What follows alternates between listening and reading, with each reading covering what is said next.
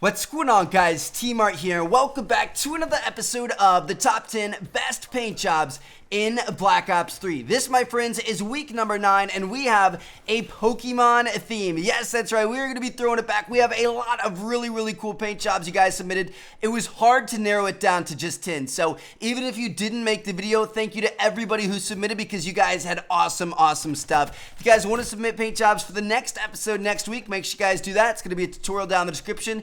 And without further ado, let's go ahead and hop into it. So starting off at number 10, I had to include this one just because I thought it was really cool. Omega X_X made the T. Martin Mon knife. So you guys can see it's T. Martin, but in that like blue and yellow bubbly Pokemon font, which I thought was kind of cool. Now, moving on to the number 9 spot, we have Pokeball by @GalaxyIsLive on Twitter. And this one I also really liked, partially for its simplicity, but also because it looks really good. I thought he did a fantastic job with the shadowing and stuff like that. So it's a simple one, easily put it together, but it looks great. Next up at number 8, we're going to start getting a little bit more intricate here. So this is Water vs. Fire by Ghost Protocol XL. And as you guys can see, this takes place up on the very tiny strip of the HVK-30. On one side, you have Squirtle shooting water out. On the other side, you have Charmander shooting fire out. In the middle, there's a Pokeball. So I thought it was kind of cool. I thought it was a great idea. I wish it was on a different weapon, though, so you could see a little bit more.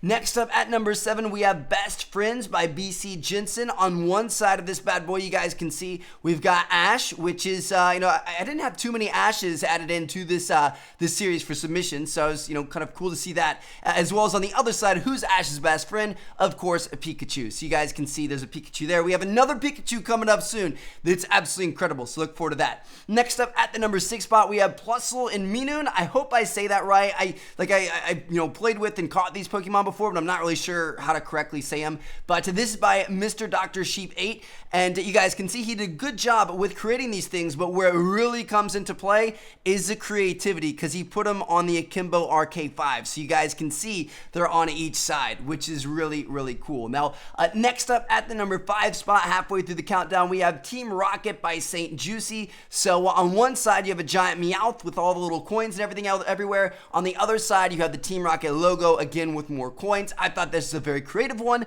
and we're blasting off again to the number 4 spot, which is going to be Who's That Pokemon by Combat Killer. So Combat Killer is no stranger to this series. We've featured a lot of their stuff on this channel, and as you guys can see, this one is fantastic. It's kind of a play off of that like trivia game they do right before the commercials in the Pokemon TV show, where it says like, who's that Pokemon?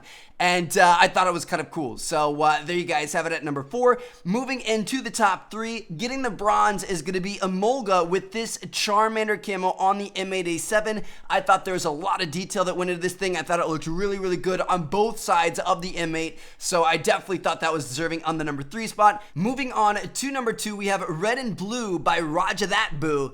And as you guys can see, this one is a 2-sided M8A7 with one side being fire, one side being water. But instead of doing the typical like Charmander Squirtle or Charizard Blastoise, he went with Charmeleon and Wartortle, which, I think those are pretty cool. I feel like those are kind of underrated in terms of those two, kind of like main evolutionary species, and I thought it looked really good. It was super detailed on both sides, so fantastic job, bro. Definitely deserving of that number 2 spot. And then finally, last but not least, we have our number 1, and this one was pretty easy to place for me because I thought this camo is absolutely fantastic. We have Pikachu by Gatekeeper V2.